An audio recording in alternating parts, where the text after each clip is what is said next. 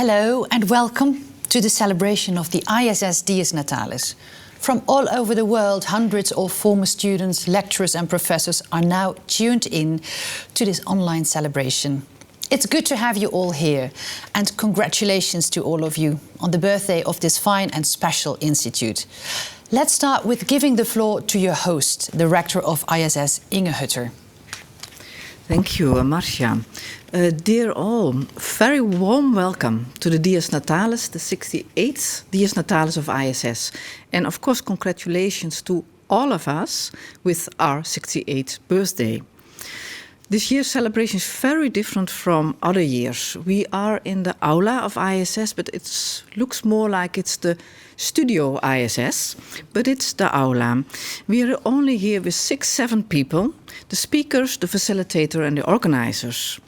And it's hard to remember the DS of last year, when the aula was full of colleagues, PhD researchers, MA students, the cortege of professors coming in. This year it's all very different, but still you are there online, and in that way we actually have many more participants than ever before. More than 500 of you all over the world participate in this event, so thank you very much for joining us. What else could we talk about in this Dies Natalis than about COVID-19? In the past 8 months, several ISS colleagues have written articles and blogs on the COVID-19 situation here in the Netherlands and also, of course, in the Global South. And they are collected in the Corona files on the website. However, COVID is not the only crisis that we face at this very moment.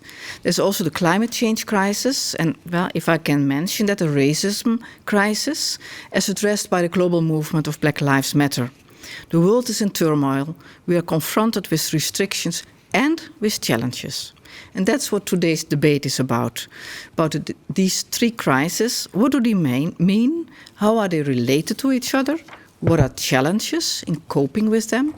What do we need to change? And how do we change? And what can we do ourselves at the societal level, at the institutional level of ISS and university, and at the personal level? Where can we make a difference? What can we learn? Our three speakers will reflect on this. For you, there's room for questions. There's room for sharing ideas. So actually also I see this debate as a first start of a longer lasting discussions within ISS, but also with all of you. Enjoy the afternoon. And I give it back to Marcia. Thank you, Inge. Because we have some congratulations for you by 2 members of the Executive Board of Erasmus University, Rotterdam. I'd like to congratulate you with your 68th anniversary. Of course, I know that you've had a proud existence before you joined our university, but nowadays you are a valued part of our university. By the way, let me introduce myself. I'm Ed Brinksma. As of 1st of September, I'm the new president of the board. I know of ISS also indirectly because it's a sister institute of ITC, and for 8 years I was the rector of the University of Twente, so I know your kind of institution and value them very much. They are a window on the world and do very good research, and I think ISS will be and is a valuable part of our strategy to do excellent research and also have a real and tangible impact in the world. ISS has been an amazing partner for us, for the university, in the last couple of years, especially when it comes to our strategy to achieve positive societal impact.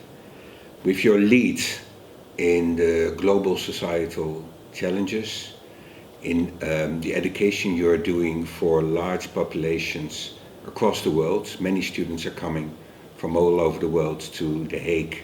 So I want to thank you for being part of our community. I also want to stress that I know these are amazing and very disturbing times. We are dealing with the crisis, and I really appreciate your work in this. I know it has been a burden for you personally and also professionally, but know that I value that and that we want to do as much as we can to help you. Thank you. Thank you. Yes, and we're going to be very ambitious in this hour because we've got three, I must say, big topics. We want to discuss the three of them with our three guests who will introduce right away. But let me first give you an idea of our program, because we start each discussion with a short kickoff by one of the three speakers. Next, we will discuss the topic with the three of them and maybe with input questions from you at a distance, our participating audience. Let me introduce our guests. We have here in person, and I'm very happy that you're here, Aminata Cairo. She's a former lecturer of inclusive education at the Hague University of Applied Sciences, and she's a frequent guest here at ISS. Recently, she gave an impressive speech at a demonstration against racism in Amsterdam. Welcome, Aminata. Thank you. Next to her is Murat Arsel. He is Professor of Political Economy of Sustainable Development at ISS. Welcome. And Wendy Harcourt, Professor of Gender Diversity and Sustainable Development, also here at ISS. Welcome. Yes, our first discussion topic is COVID-19 and its consequences for care. And we want to start with Wendy Harcourt and her take on the crisis. Hi, my name is Wendy Harcourt and I'm a professor here at the International Institute of Social Studies. I'm going to raise the issue of how can we live through these depressing times. What are the ways we can think about the world anew? And for me, instead of getting lost into depression, I'm really thinking about how can I rethink care. So for me, this is the message for us today in terms of how can we live with COVID, how can we move beyond these strange times and think about regeneration and hope.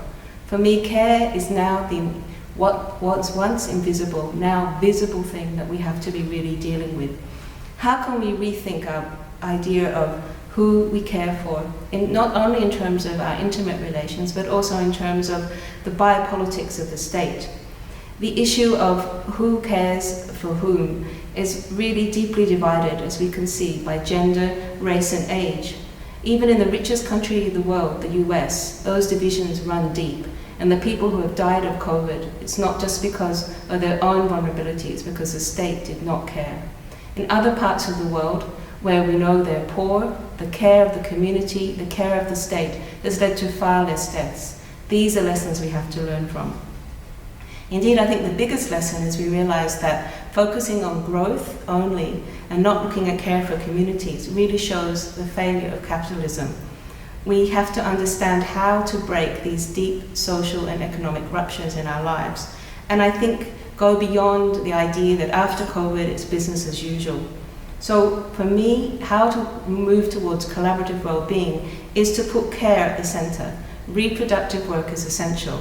Indeed, we talked about right at the beginning, if you remember, the essential workers, the health workers. But it's not only the health workers, it's all of us, how we care for our communities, our environments, and the ways in which we can be responsible for each other.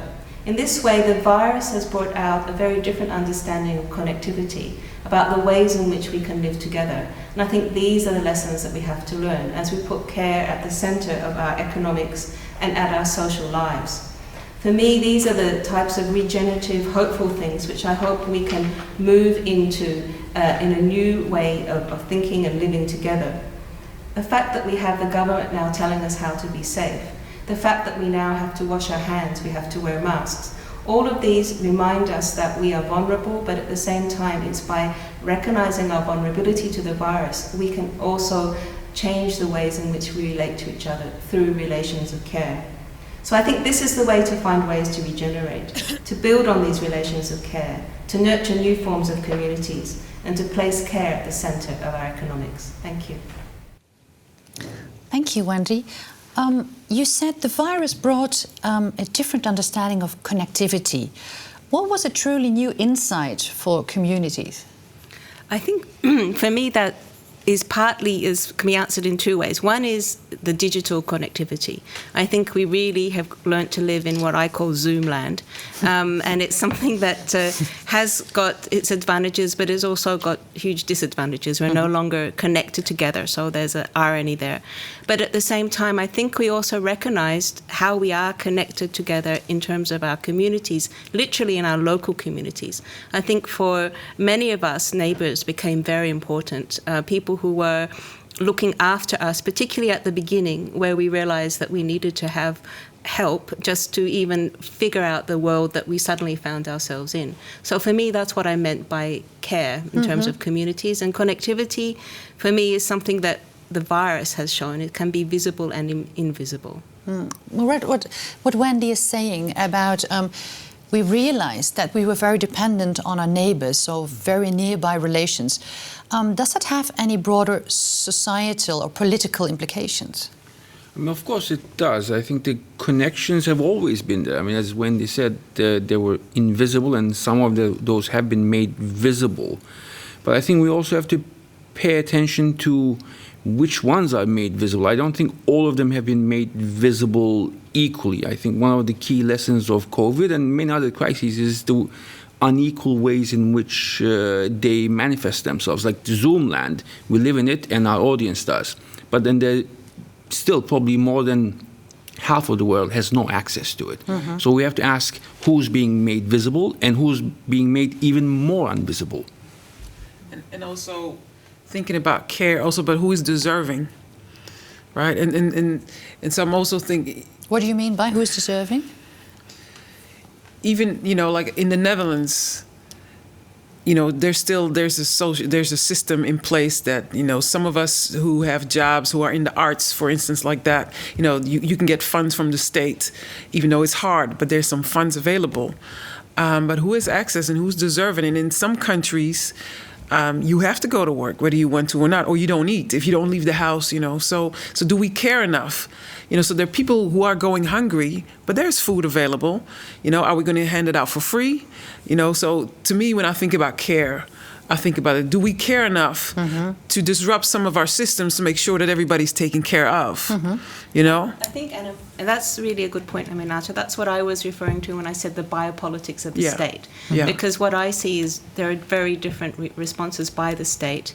And you pointed to the Netherlands, where they handed out, I think, 4,000 euros for entrepreneurs. In Italy, they handed out 400 just in terms of money. But then I also heard of communities in Ethiopia who didn't get those handouts, but were already organized themselves to be able to support in terms of food and care. So I totally agree. The context is extremely important. And it's not just global south, global north. It's actually different cultures, how they've been coping with that connectivity as we introduce. So you make an international comparison. Did you also see a discrimination in how was being taken care of different groups within, for example, the Dutch society? Well, I'm not going to be able to answer that because I was in lockdown. I think maybe Aminata can do that. I was in Italy. So maybe, Aminata, you could share. What was interesting to me is that when you look at the RIVM, when you look at the restrictions or the messages that are being sent out, they still talk about the Dutch as if it's a homogenous population. And so they don't make distinctions between some populations who are more vulnerable than others. And which are more vulnerable? Like, for instance, those who have jobs in the service industry, And so what you see is mostly people of color who are the caretakers in the nursing homes. And, the people who have those jobs, look like me, So, and none of that is addressed. So it's easy, you should stay home. Well, but who are the caretakers of those who are sick? Who are those who work, who take care of the food? And so they have to go with public transportation. They have to go out. They have to go and mix. And then it's like, it's those people who are the ones who are getting sick.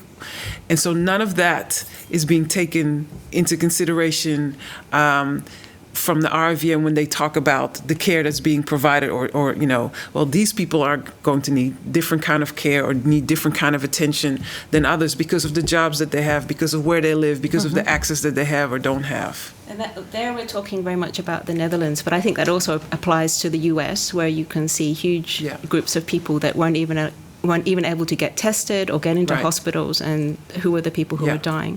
But I also, if I could just say, what I see COVID making very visible is also the issue of age, because that was one thing that I think perhaps that is to do with my own age, but there was a sense in which age became very visible.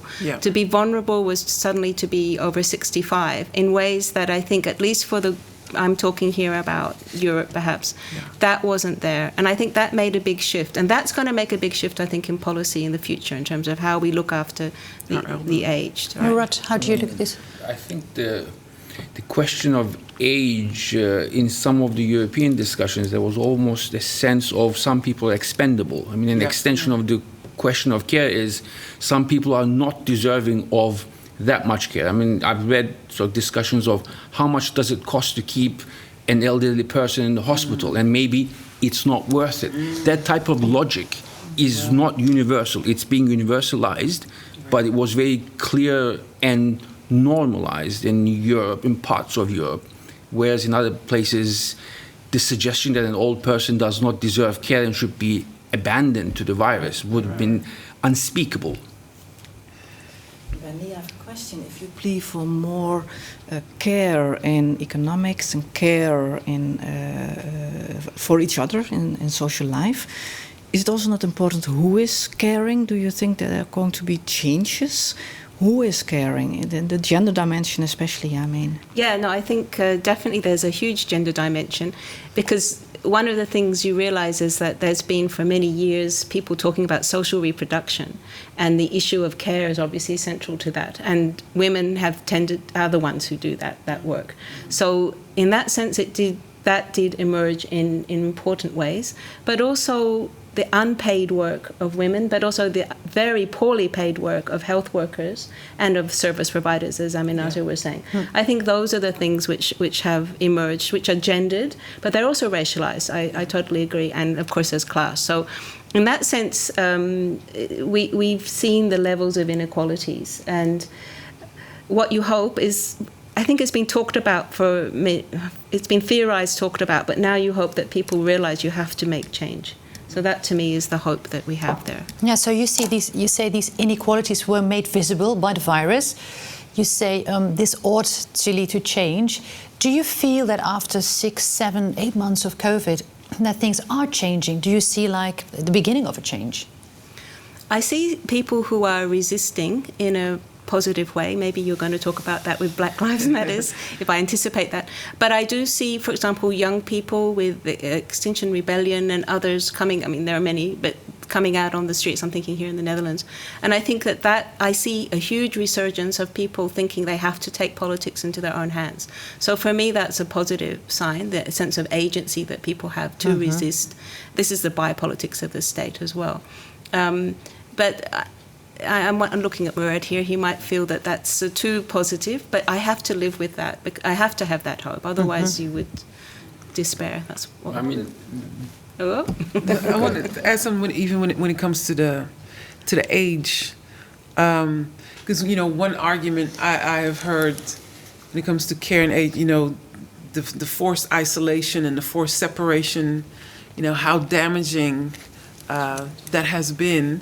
And then also when it comes to the very young, well, they don't get sick that much anyway, and now we're seeing children are getting sick, and we do. And they do pass it on. Yes, and they do pass it on, and it was like, well, they're fine, even though we know, we didn't really know. We just knew like you don't see the symptoms or they won't get as sick, but children get sick. They have died, and now we're seeing schools are closing, and so how we care for our children and to take that more seriously as well is one of the things that I see. Yeah, and Murat, to come back to you, Wendy just mentioned that she feels that this is like an era in which political change is becoming a bit manifest. She also said, I hope for a breakdown of capitalist logic.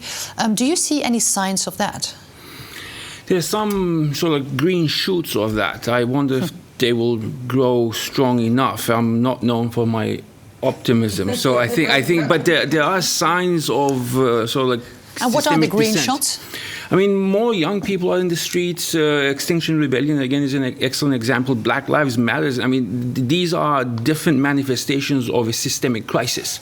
And I think we're seeing people respond in new ways and more aggressive ways. And I think those are encouraging.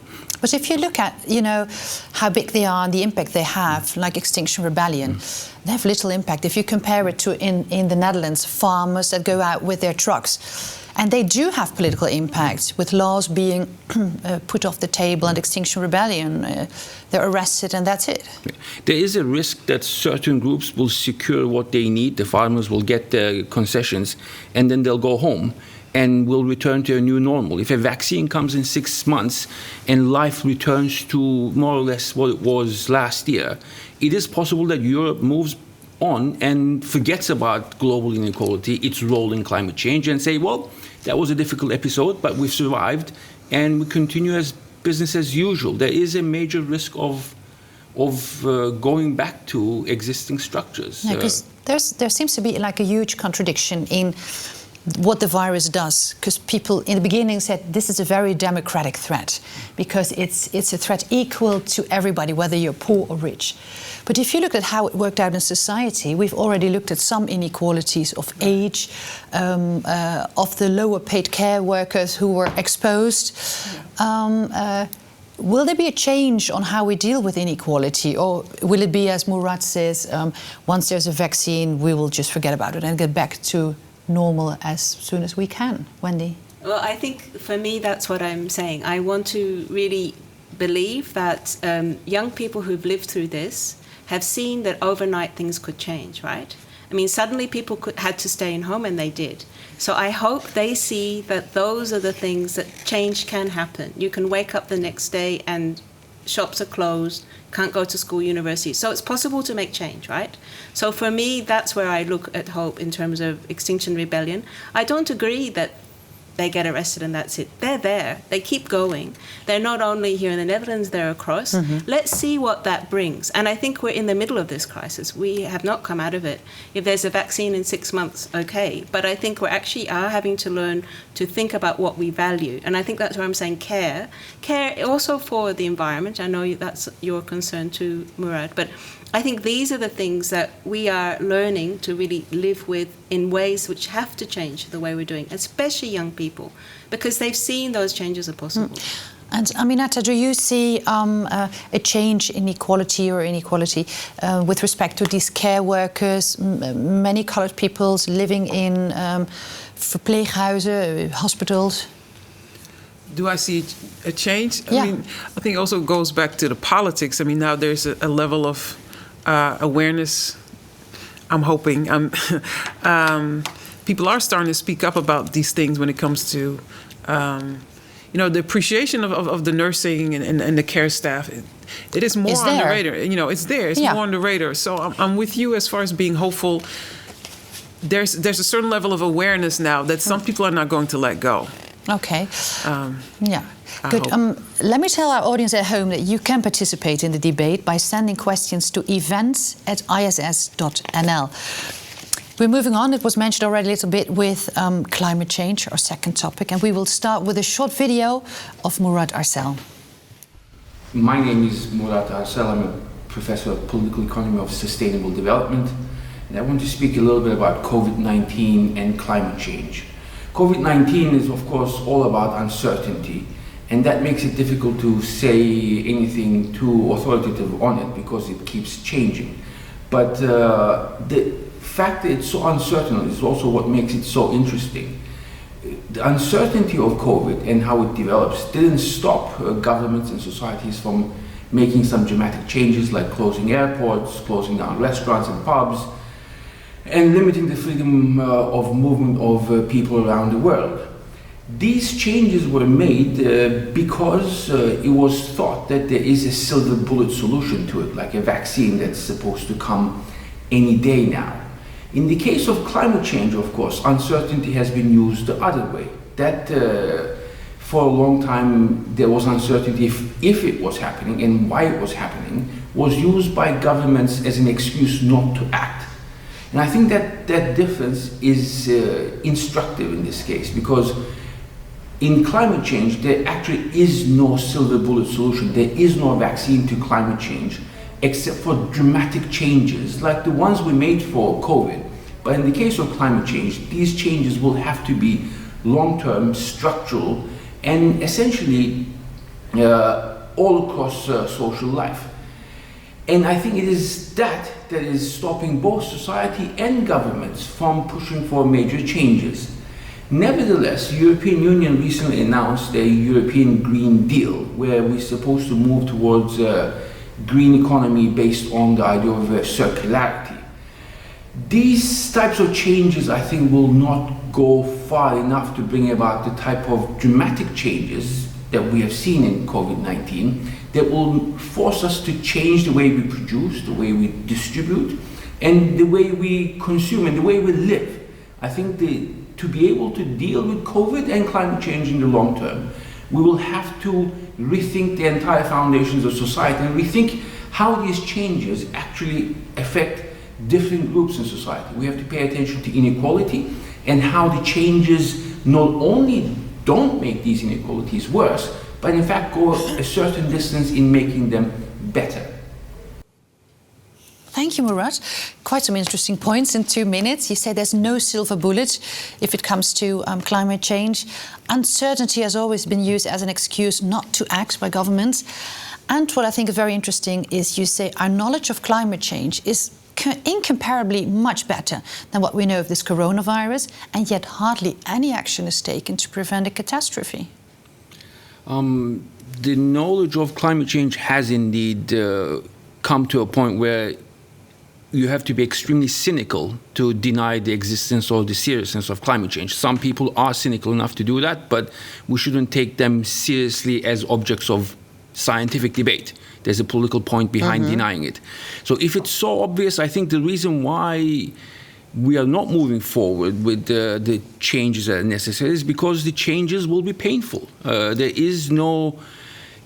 We cannot simply rearrange life but continue to consume the way in which we do it, the degree to which we do it. I think there will have to be major redistribution of resources, redistribution of care, redistribution of wealth, and that type of redistribution will not be possible easily or painlessly. No, you say it will be painful, it will be costly, you mean probably. But I wonder why... is it impossible to make clear that the costs of doing nothing are so much bigger than the costs of taking action right now? Because I think the problem is distant and far away, unlike COVID that just suddenly, literally fell from the sky. No dead bodies. No dead bodies in the street here. There are dead bodies in the street in other places, but there are no dead bodies in Europe or North America.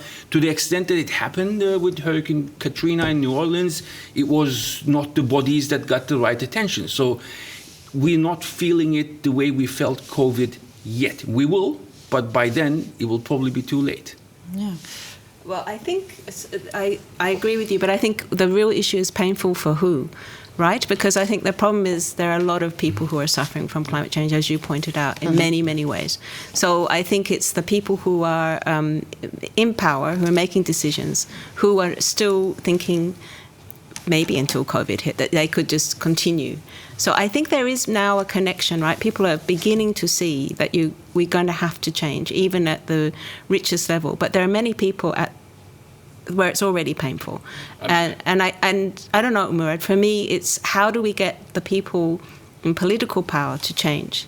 How do you have some sense of that? It's not simply the people in political power, if you mean institutional political power. I think we implicated in this. The tomatoes that we consume from the supermarket down the road are grown in greenhouses burning natural gases.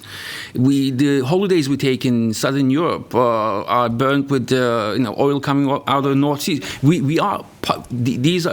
We're not demanding these solutions from institutional power because it will be too costly on us as we're complicit in this. I have a question, because I think it's interesting that the sense of urgency seems to be felt again by the younger generation. You know, as the young people, I don't know if you see it that way, but it's, when you look at the protest, the girl from Sweden, Finland. Greta, yeah, great. And there were others like her. I know Native American, from all over globally. It's a lot of these young people, these children, in some cases, who are, who do feel the urgency, or they say, this world that I'm living in, or what's going to be left of it, that they are raising these issues. I wonder how you think about that. They are very much visible in the way we're responding to it, but I don't think it's only young generations. I think older generations are also seeing this in different ways, in farmer suicides in India. Yeah. That's one aspect of climate change making agriculture difficult within the context of capitalist injustices. Yeah. But their responses are less hopeful or less optimistic. Yeah. And I think there's a certain degree of everyone latching on to young energy, thinking this is the way out. But I think the response is not simply within a certain age group. Wendy? I want to come in because I think you're bringing it down to the individual, because I agree there is a sense in which we feel much better if we think we're doing something because we don't buy a particular form of tomato at Albert Heijn or whatever, or we're recycling. But the big problem really is the people in power, the fossil fuel industries. And though that's where young people and others get out and demonstrate, but I think we have to be careful. I think of anybody I know, would see it as institutional, that we really need to deal with that sort of power. I feel we're complicit, but still the enemy is not the individual who doesn't recycle, right? No, I totally agree, but I think the reason why people still vote for this way of living, I mean, the governments in power are legitimate in the sense that electoral democracies in Europe are more or less functional, but they still keep voting for governments that promise more extraction, more growth, more of holidays in Spain, more of tomatoes in Albert Heijn, and for cheaper. And how do you explain for that, Murat? I go back to my point. It would be too painful. The reason why there isn't a structural demand for the government to change, there isn't a movement. But painful for whom? Painful for us all. You, I, Wendy, We like to be Aminata. comfortable. Yeah, we like to be comfortable. The lifestyle we built here is too difficult to give up. And It's built on extraction. It's built on extraction, it's built on injustice, inequality, and unsustainability. We know this, we feel this, but putting that into practice is how do you deal with, I mean, we have a building that is here, students come and study here from all around the world.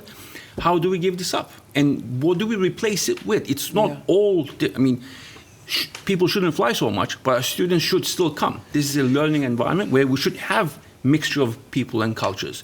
So how do we keep the good things and let go of the bad things? And is that even possible? I think that's the question. And I think so far we haven't found a way that makes it possible to transition to an alternative. And you make a start with that. Think about what can we do in ISS to really contribute. You can do it by doing research, by publishing about it, because every time with discussion I feel like, then what can we do? Because it has to start also with people. But what can we do? Because it's too easy to say, no, but the students have to come and we have to travel. But somewhere it has to start. The clearest, easiest, most effective way for people like us to help is to be allies of people who are fighting for change in even harder conditions. The type of work ISS does with indigenous people, with marginalized people around the world, where we go and help them when they need it, the way they need it, and to support them politically, institutionally, in terms of knowledge production, in terms of resources. I think it's to help those who have it even harder than us, and at the same time try to learn from their examples and trying to learn from their demands and bring those back to where we are. How do we do it? Through research, education, what? How research, education, teaching, consciousness raising, but sometimes just going out in the street, sometimes writing, sometimes speaking, and sometimes not acting, sometimes not participating, not taking money from sources that are suspicious. But what about close to home? Because you have this institution, because I'm learning so much just sitting here next to you. What about the people that live in this neighborhood who are living the lifestyle and this knowledge is here? So yeah, to go to those other places, but what, and again, as a non-member of ISS, so what can ISS mean to help inform the people here, who live the lifestyle every day? Because they're going to say, yeah, sure, please go over there and educate those folks. Yeah. And so that I don't have to change anything about what I do here. So that I don't have to, petition my government to do it differently. So what can I think you know the answer to that, because you're working with communities here in The Hague. And I think ISS is doing a lot more work like that. So you're totally right. It's not about going out to help others. It's actually about engaging with what's going on here, particularly around climate change, particularly given the vulnerability of the Dutch, actually, to climate, given the way it's built and given we don't need to say more. But I think the thing is, for me, there are many examples around the world of communities that are doing other things. Okay. And to me, that's the knowledge that we need to build from as well. Okay. Murat, you wrote a piece on an ISS blog. It's called Bliss. There's some beautiful pieces there. So, and you say, when threat and uncertainty both are high, authoritarian rule comes in. Authoritarianism, we don't have that yet, but COVID-19 showed a remarkable seizure of power by the state. Do you feel climate change demands for similar state action, firm state action? It demands state action, not similar kind, but there is a risk of authoritarian instincts kicking in the case of climate change as well. When people are threatened, when they're afraid, they do look for some source of strength and hope, and that can easily be hijacked by authoritarian leaders, as we've seen around the world. But now you say, of course, authoritarian rule, we don't want to get there. At the same time, there's some proof that authoritarian regimes find it much easier to impose the regulations and the measures that are necessary to stop climate change. Easier? I mean, in the case of COVID, for example, the countries that are known for their authoritarianism, US, Brazil, China. India, Turkey. China is a different case. I think these new authoritarian countries, again, US, Brazil, Turkey, India, they have actually done worse. You would have expected these authoritarian leaders to shut down their borders. But they didn't. But they didn't take COVID seriously. They didn't. So the expectation that authoritarian leaders will necessarily deal with an urgent problem well has been proven to be misplaced in this case. No, but that is about how you evaluate the problem. But in case you do want to intervene, I was wondering if then a less democratic rule helps to get things through. No, because this is not something that even a country the size of US or China can handle on its own. Just dealing with it at home undemocratically will buy some time, will create an illusion of safety. But the way to respond to this is globally, to create a global force. So not a global government as such, but something at the level of globe that can have the legitimacy to inspire the type of changes that we need to make. So you say the Green Deal by the European Commission, that is like the right level to put such a program in place? It's the right level, but not the right solution, because it does not push us enough to stop the way that we're living. It doesn't. It is built on the hope that we can keep consuming and producing the same way, but reducing to delink the environmental impact of our actions. That type of delinking in the long term is wishful thinking. Yeah. And do you feel that there is like support in societies, in countries, for such a radical change, as you say, changing the way we produce and consume? There is more of it, but again, to the extent that it translates into political power, there has to be more sacrifice made in Europe, in North America, and some of the industrial rich countries that have created the problem of climate change. Can I come in here? Because instead of saying it's sacrifice, it could be to look at, does consumption, does the sort of, we're saying comfortable life, how much do we need, how many things do we need? And I think part of it is changing our own attitude to what's needed, right? Well-being and health, and to some extent COVID, I think for many people, middle class, comfortable, people with a house, all of those things, those people realize actually we don't need so many things that we thought we did. We probably don't really need the holidays, jetting around the world that you were referring to. We probably don't need that many clothes, that much type of food. I mean, there's a whole range of things people have been rethinking. So I'm not saying that's going to lead necessarily to major change, but at least it's a shift. And to me, that is where this sort of forced pause. Also, even, all the interest in animals suddenly appearing in streets and everything. People started to think a bit more about value of environment. Maybe that's different from climate, but at least value of other beings, more than human beings, right? I think that also is part of the discussion now. Or, I don't know if you agree, Murat, but that to me is interesting as well. I mean, I agree that a lot of what passes as necessary is not.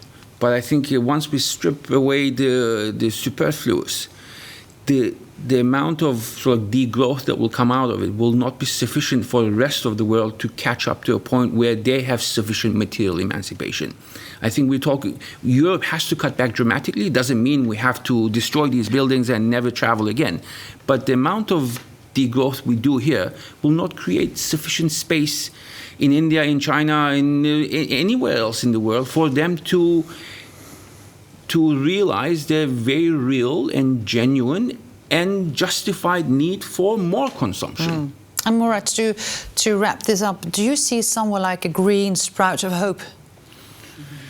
They're very, very, very tentative. I'm not much of a gardener, so I might not be able to spot them. But there is, going back to, again, the example of Extinction Rebellion, my 9-year-old son, the way he speaks about it, the way he's sort of like already politicized about it, I think that might be the way forward. Okay, good.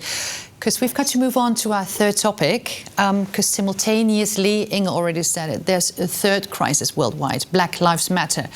So we're very happy that Aminata Cairo is here, and she spoke at a demonstration in Amsterdam recently, a demonstration against racism. And we've got a little clip of 1 minute speaking you there. Let's have a look at that. Here, and that means something.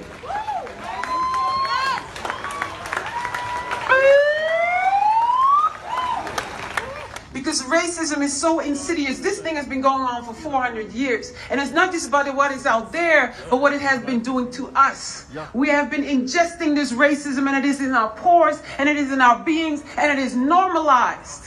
And so we don't question when somebody puts us down. We don't question when our stories are not heard. We don't question when we are marginalized, because it is normalized.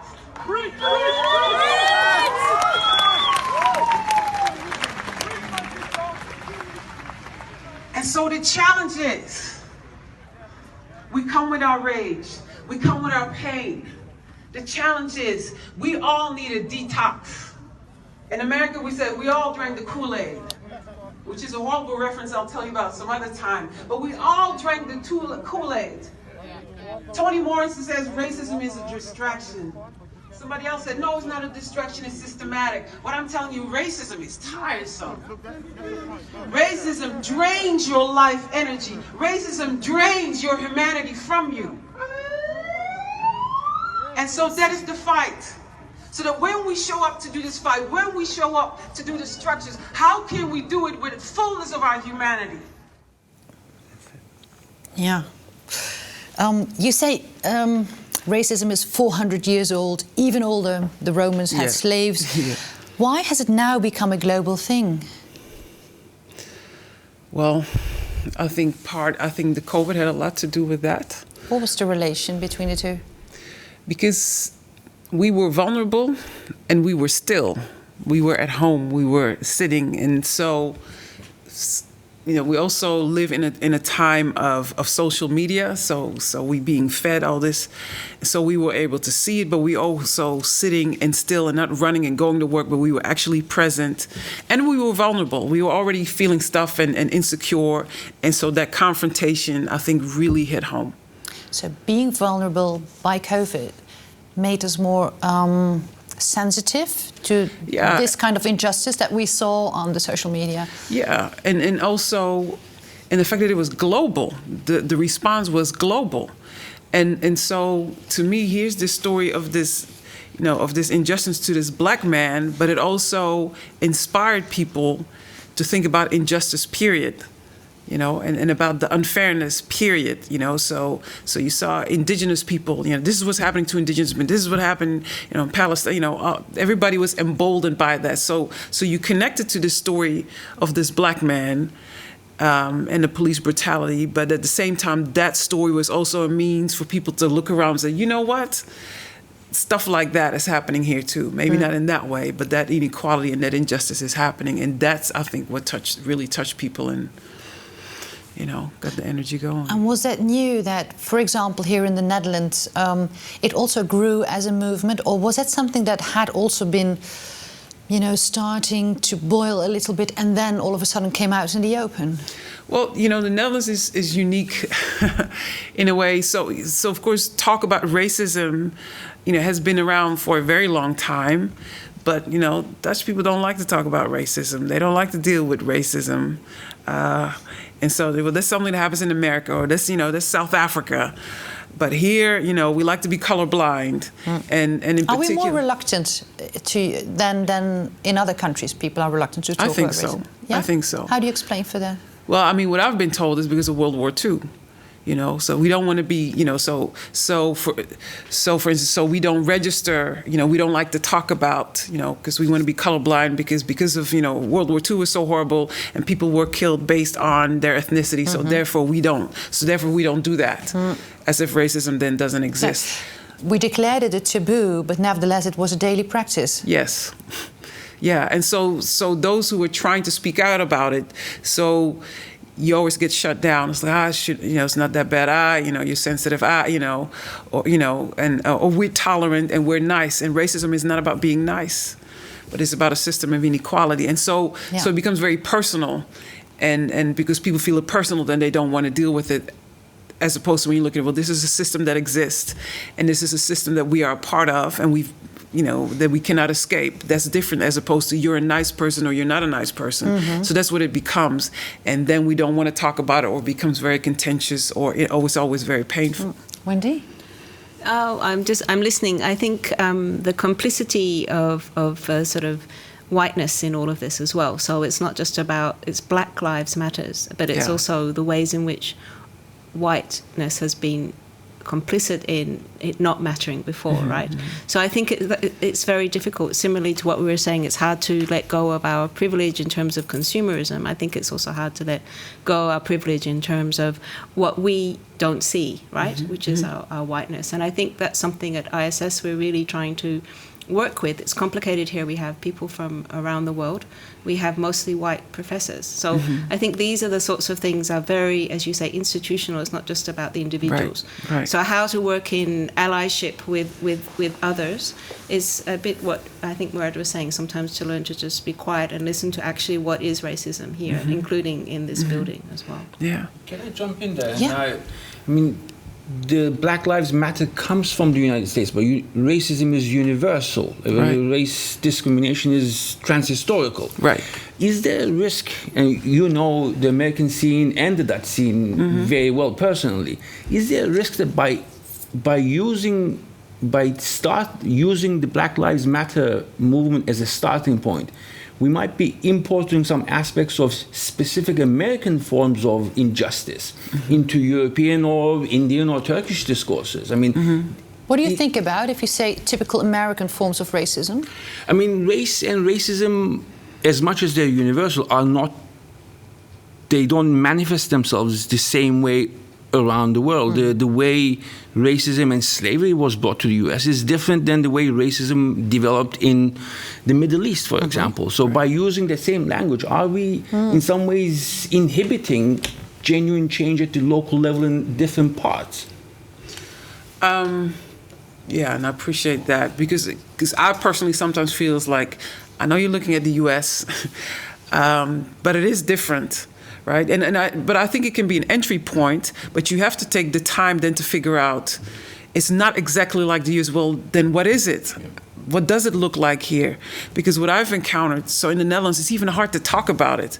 In the US it's hard, but at least we can talk about it. But here, just the mention of it is like, so then by the whites or by just anybody?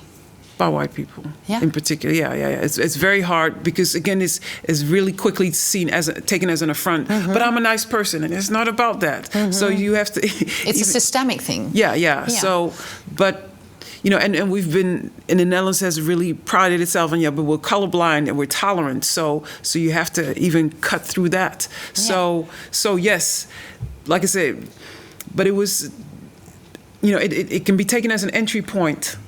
It can be taken, and because it was so clear, it's like there was no denying, like, oh my goodness, 8.5 minutes? Okay, I don't care where you are in the world, you can see that, like, no.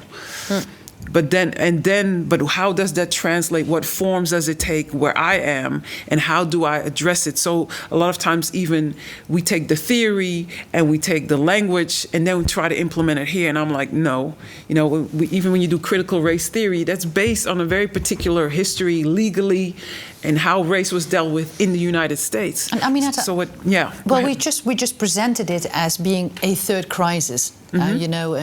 Online with the COVID and the climate change.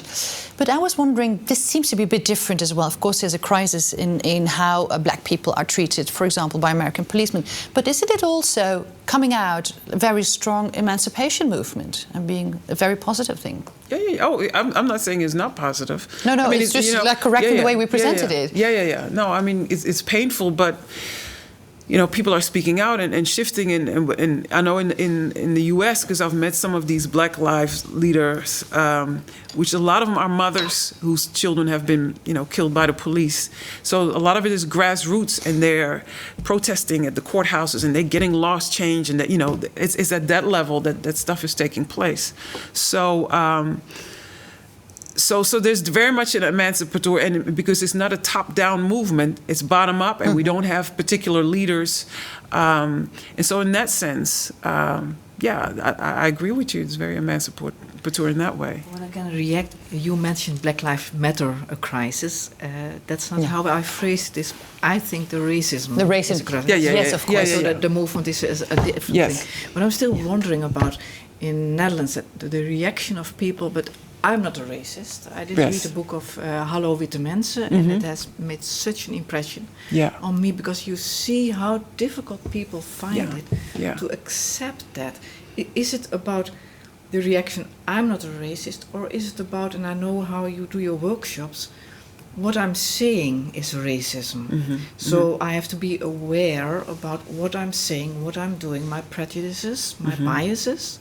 So I'm just wondering, how could you deal with that? That's just automatic reaction about I'm not.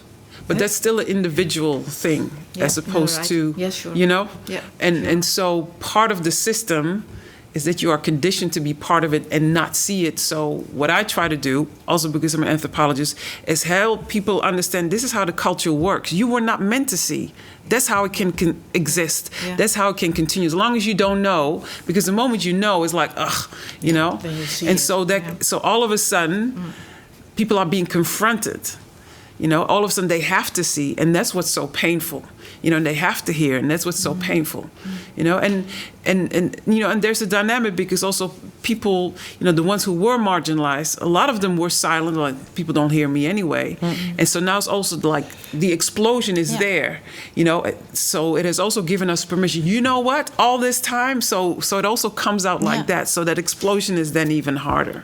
That's a bit comparable maybe to the Me Too movement, that people who had been silent because it had been such a humiliating experience. I can imagine that experiencing racism is also a humiliating thing, but all of a sudden if everybody stands up and speaks out, it gets voice. And I like that, because in the Me Too movement, women, we knew, none of us were surprised. Any woman. But it's like, somebody's finally listening. But we all knew, So. But I think absolutely. But I think then the issue is how do you actually deal with it, right? In the same way, like it's not enough to just speak out and have a voice. It's actually changing the institutions, and I think that's of course the hardest thing.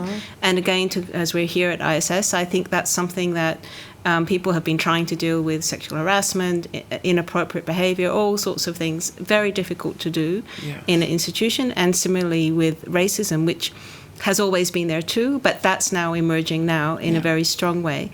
And even for us teachers, right, we're talking about development. Racism has informed development all the way through, and having in the same way that gender bias has. So I think these are things that are institutional, literally here, that we're trying to deal with. I see there's a question from the audience.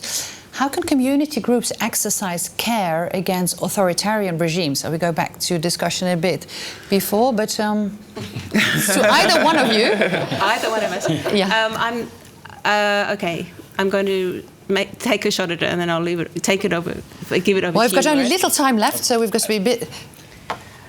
Yeah, okay. The problem is that if it's in authoritarian regimes, it's going to also be hugely risky and dangerous. So I think a lot of it is how can you trust, how can you build trust as community groups, and on what issue that you're really trying to work with. So I think in terms of people working underground and trying to get those issues through, it's exactly what Murat said before. They need to be in solidarity with others.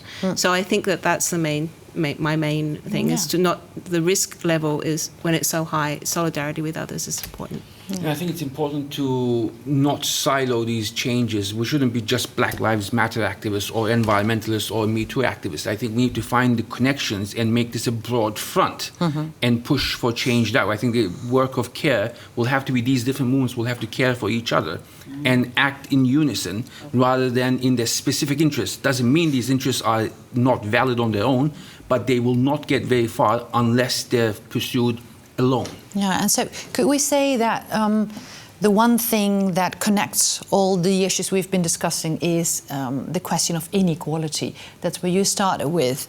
And via climate change, we came with Aminata speaking about racism as a matter of inequality.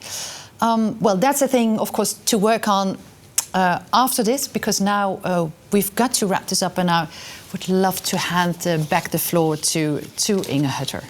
Thank you, Marcia. Yeah, it is 1 hour. It's very short, especially these topics. So I hope you at home that you enjoyed the debate. I did, but very short. So for sure we're going to continue and follow up. The last suggestion by Murat, let's see also how they link to each other, because that's also what the idea was of this afternoon. So I think I don't summarize, because I think that's too short to do, and I didn't make notes, but we'll definitely follow up. If at home you have questions or you have ideas how we can continue or what we can do from ISS itself, in ISS itself, and in the university, here or outside in the world, let us know. So that's events@iss.nl. I want to thank the speakers, Wendy, Murat, Aminata. I want to thank you, Marcia, for facilitating. That was really nice. Also the film crew who is around us, and the organizers, Femke and Sarah, who are behind the curtain. Thank you very much for that. And to all of you on the live stream, thank you very much for participating, for celebrating with us our 68th Dies Natalis, our birthday. And I'm very much looking forward, and I hope we can do so, to celebrate it again here in the aula next year, our 69th birthday. But I'm now already knowing that we will definitely have a live stream, because so many people listening, seeing to us, reacting. That will be really great. I hope you enjoy the evening, and please take very good care of yourself. Stay healthy.